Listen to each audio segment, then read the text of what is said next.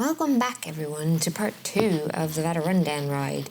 So for those of you who don't know what the Vätternrundan is, it's a ride around a lake called Vättern in Sweden. So here it is on the map, and it's 300k to cycle around this lake, or 186 miles. So it's a bit of a ride. It's a fantastic event, and we stayed at the campground that they set up in what I believe is probably just normally a city park, so just a temporary campground. And here we are making our way to the start, and it's about a 15-minute slow ride to the start in MOTALA along the bike path along the lake. So a nice easy roll in, very convenient, the campground. The Vätternrundan is quite a large event. It is registered by 23,000 participants, and usually about 20,000 participate in the end. And this little town of MOTALA triples in population during the event, and you wouldn't know it though that there's so many people involved because it's such a smooth operation. Waves, they start at 7:30 p.m. and they go until I believe 6:30 in the morning, and there's a wave every 2 minutes that's let out, and what happens is you go into your gate with your time above it, and you shoot out the other end when it's your turn. So it's just so well organized, especially considering how small this town is. And you'll see people being stopped here because they haven't turned their lights on yet, and it's after sunset at this point. So they were pretty strict on making sure everybody's lights were on and working properly. We are riding on open roads through this event through the night, so it is important. And then once you've been checked, you're in the gate. And then you just wait your turn. The Vätternrundan, it's been going on for quite a while, since 1966. So it's not surprising that they have a smooth operation with all that practice, but it really, really is an impressive event and so well organized, I can't say it enough.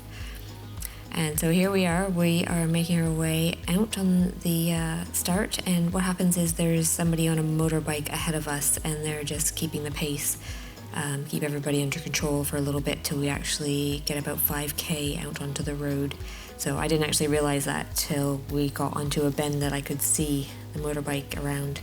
But yeah, so the motorbike just pacing us there for a while. And as you can see, it's twilight, so it's getting darker. And I'll just go over what I chose to wear. So we knew the temperature was going to go down into the single digits. And so I wore my shorts. I went for my tried and tested Rivelo shorts, which were my go-to pair in Canada when we had long days.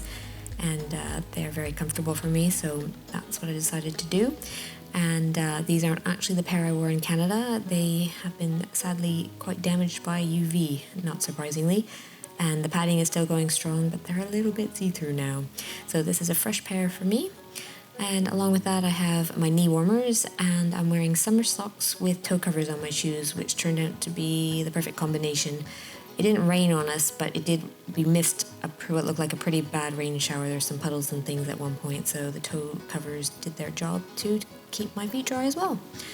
And on the top half, I went for my jacket here. It's a windbreak jacket. And along with that, I had my rain jacket, and the rain jacket was more for an extra layer of warmth than because we thought it was going to rain, but actually it would have been, if we were about 10 minutes ahead, a very good idea to have it. It looked like it was quite heavy rain, so always good to be prepared. And underneath my jacket, I have a long sleeve merino wool jersey, which I chose because of the range of temperatures we are going through. So, we're starting off now, it's about 12 degrees, it went down to about 6, and towards the end it was in the low 20s, so that's comfortable for me, riding in a merino jersey that's long sleeve in those temperatures, so I was very happy. And I brought with me a light pair of long finger gloves, which I did end up needing in the evening, and so I just put those on top of my other gloves until sunrise. So that was what I wore. And yeah, you can see it's quite a mix of people who ride in this event. It's absolutely fantastic. It's about 20% internationals and the rest are Swedish, so a lot of Swedish people come out, and there's such a variety of people riding in this. It's fantastic. I'd like to see more girls than women, but just so many people on, bikes you wouldn't think you'd want to sit on for 300k, and some absolutely stunning bikes. It's getting darker, as you can see, and that light you can see is the light from somebody drafting Nathan and I, to Nathan's annoyance, because he's stuck on our wheel for quite a while and offered no assistance. So, you know, there is a little bit of etiquette if you're drafting and sharing work. So here I'm at the front of a group of people chatting away. This was a group of Germans we rode with for quite a while, and we did take our turns on the front at the beginning, but then after a couple stops, we lost them. But it was good fun to chat with them and just break up the ride a little bit and meet new people. So this is the first of the stops, and I tried my first blueberry soup. It was pretty good. So yeah, all the stops had obviously water and juice and sports drinks, as well as most of them had bananas, buns, gherkins. So here we are back on the road again in the dark, and then on to stop number 2. So the stops were about every 40k, which worked out to be every 2 hours, which actually worked out to be perfect. You just always sort of seem to need a pee break or something at that point. We tried to keep them quick and snappy when we went in. And here's Nathan talking to one of the German fellows we travelled with for a while, and if you guys are watching, do say hello. So yeah, another interesting thing to know about the Vätternrundan is you are not permitted to drive until you've rested for 6 hours after the event, and because they have your finish time because of the chip you wear for the ride, the police have a list of your finish time, and they do spot checks on the road after the event, so it's quite serious they take it, which I think is a good thing because I know I was exhausted. And so yeah, we're coming into our third depot here, and I think I do call this the fourth, but it is actually the third. And this is where I attempt to have some breakfast at about 3:30 in the morning, and some of the most wretched coffee I've ever had.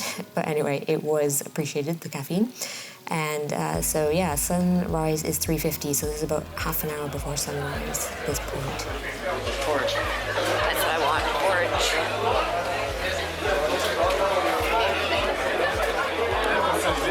Time for porridge. Are you hungry? I'm hungry. Yeah. We're 100k in, and it's starting to get sunny sunrise.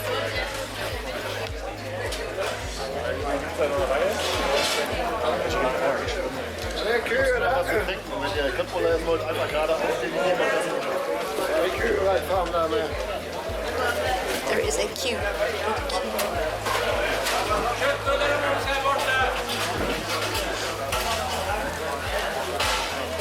The wrong way. Yep. Okay, see meatballs.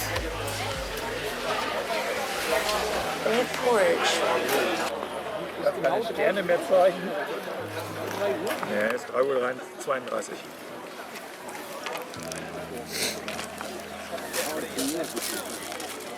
All right, so we're here, 100k, rest stop number 4. I just had the worst porridge I've ever had. I'm very tired, just had coffee. I'm very tired. So the cold is keeping me awake, that's the good thing. It's about 6 degrees, and that's keeping me awake. So let's hit the road, next rest stop, 40k.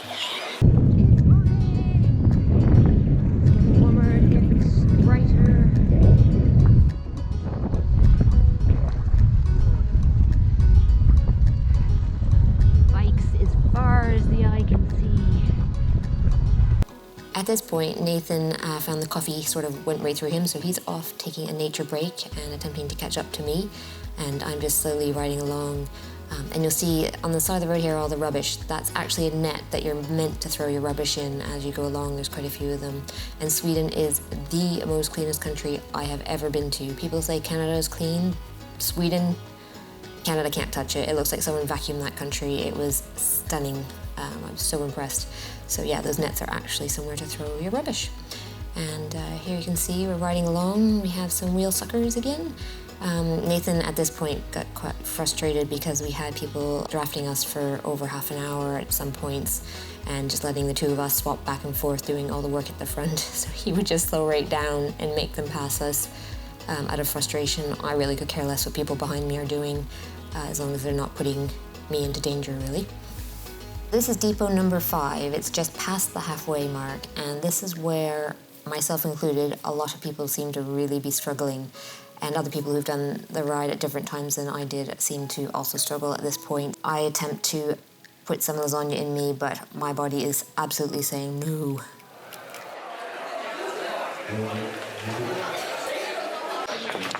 So sleep deprivation is kicking in, massively doing my head in.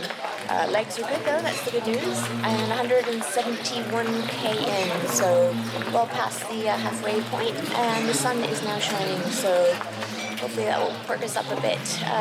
Just gonna hit the road and get this done. So I don't know if you noticed the gentleman on the bench behind me having a little nap.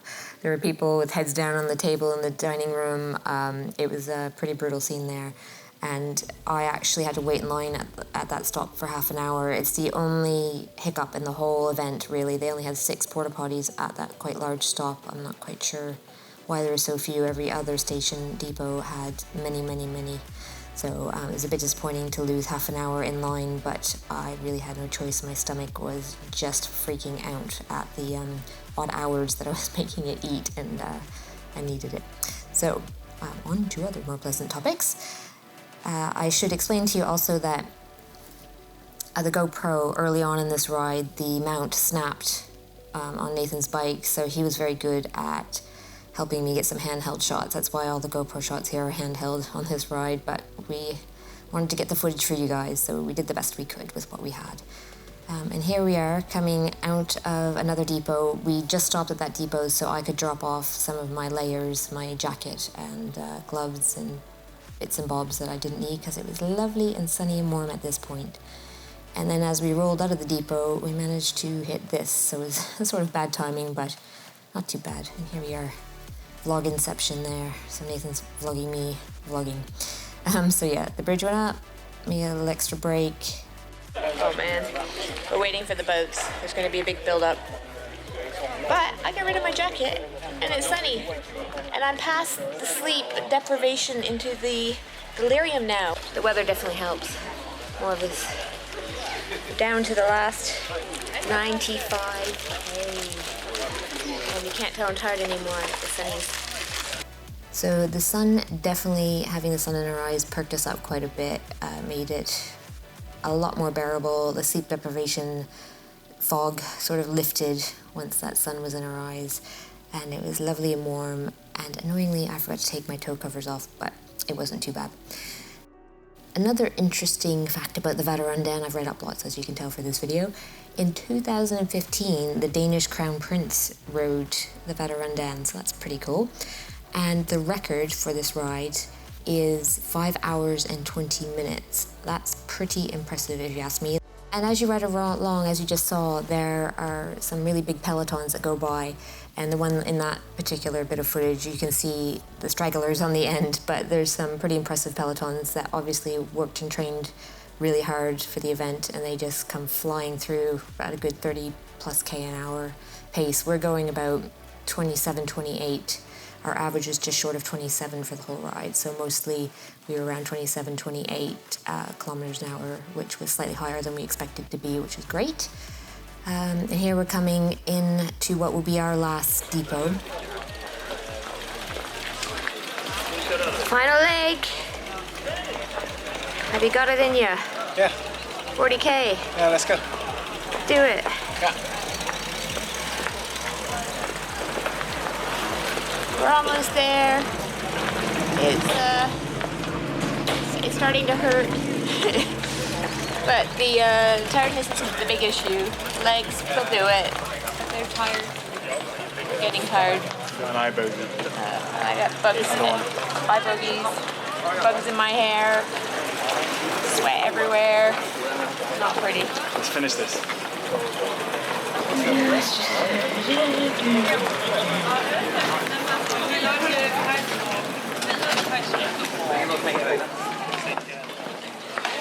That's the stats.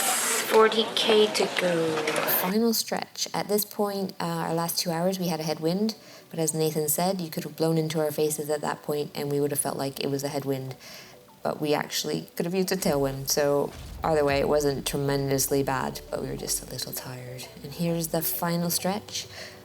Not a sprint final stretch by any means. I'm just getting in front of Nathan. And as he pointed out, when we're very tired, we have different ways of dealing with it. I just go into a meditative state, try to get into the rhythm of cycling and physically remove myself or mentally, sorry, remove myself from where I am. Whereas Nathan likes to distract himself from the pain or tiredness by talking. So two very different methods of dealing with it. But he doesn't expect me to answer, so that's fine, he can talk away. So yes, we're coming here into the final stretch, and I'm very happy to see the finish line there.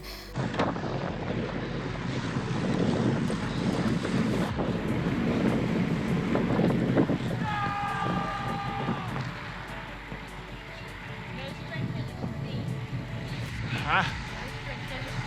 Why not?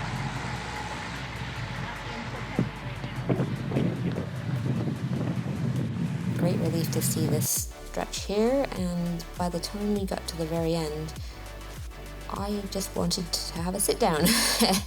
And what happens is you go through the finish line, you get your medal, and then if you follow the right route, which we didn't, we just headed straight for the grass, you pass by the truck that gives you your meal. But Nathan did find the food eventually, so we got our meal. And yeah, it was about 12:30, so for us, we were aiming for finishing in 12 hours, and we finished it in just over 11. And we were aiming for a total of 15 hours, and it was about 14 and a half. I'll put the Strava link below, so if you're curious to see the data, it's all there. And yeah, so had I not had that half-hour bathroom lineup, we would have done it in 14, so an hour less than we were aiming for either way. So we're very happy with the results.